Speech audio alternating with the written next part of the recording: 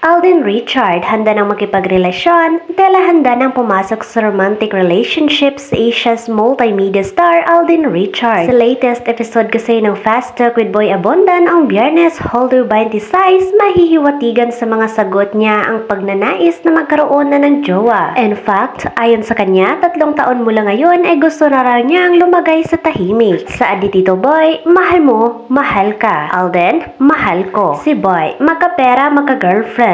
Alden, magka-girlfriend. Si Boy, more time for dates or more time for gaming. Alden, more time for date. Tito Boy, kung invisible ka, sino ang mamanmanan mo? Alden Richard, secret po. Kuya Boy, ideal place for dates. Alden, something private. Kuya Boy, ideal age to get married. Alden, 35 years old. Sa kasalukuyan, nalilink si Alden sa Hello Love Again co-star niyang si Catherine Bernardo na kagagaling lang sa failed relationship last year. Pero wala pa silang inilalabas na anumang pahayag tungkol sa real score nilang dalawa maliban sa makahulugang what you see is what you get na sinabi ni Alden sa isang panayam. At Alden, may pangako kapag nagka-girlfriend. Ayon pa kay Alden, ay iikot ang storya ng bagong serye sa 4 na magkabanata noong panahon ng ikalawang digmaang pandaigdig. Ang Pulang Araw po is a storytelling about the Philippines during the Second World War brought by the Japanese which was fought by the Filipinos and Americans. This is a story of 4 childhood friends who became very close, coming from the different walks of life during that time. Bunga ni Alden sa amin sa Fast Talk with Boy Abunda. Malapit umano sa puso ni Alden ang bagong proyekto dahil na rin sa mga nararanasan ng kanyang mga mahal sa buhay noong panahon ng digmaan. Kumbaga malaking blessing sa akin tong pagiging part ng Pulang Araw, Tito Boy, kasi mas nabigyan ko ng value yung pinagdaanan ng lolo't lola ko. Kunwento lang nila ito sa amin candidly every time but I get to experience it firsthand while doing this project which give more value to me. Samantala, ini-enjoy lamang ng binata ang pagiging single sa ngayon, ipapaalam ni Alden sa publiko kung sakali mang magkaroon ng bagong kasintahan. Sa ngayon, Tito Boy, in all honestly naman, I am enjoying my time. If ever magpapa-presscon ko, Tito Boy, kukunin kitang host kapag mag-a-announce na po ako officially kung sino ang aking makaka-partner. Promise, Tito Boy. Nakangiting pagtatapos ng Asia's multimedia star.